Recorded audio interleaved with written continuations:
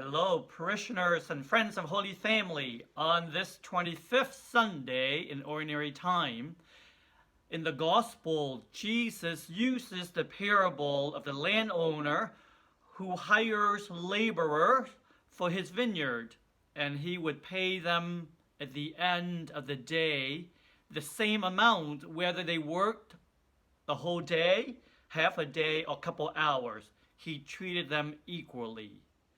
And Jesus uses this parable to show the generosity of God towards us when it comes to offering us a place in His kingdom. God treats us all equally, whether we have been a long-time faithful servant and believer of Him, or we have been strayed away and now have come back to Him, or we first-time believer in His Son and in His kingdom.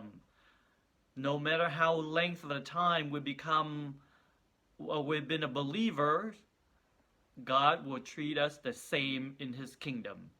And this may seem unfair to us, but first reading from Isaiah today reminds us that God's ways are not our ways, and His thoughts are not our thoughts.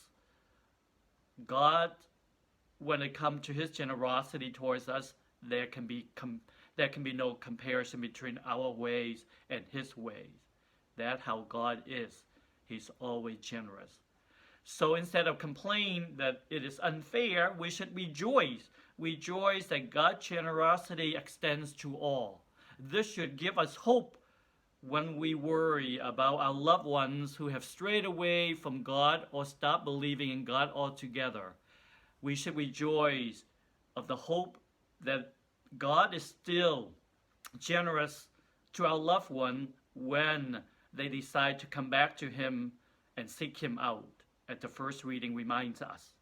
So my dear friends, rejoice in God's generosity, because His ways are never our ways, and His generosities never can compare to our generosity.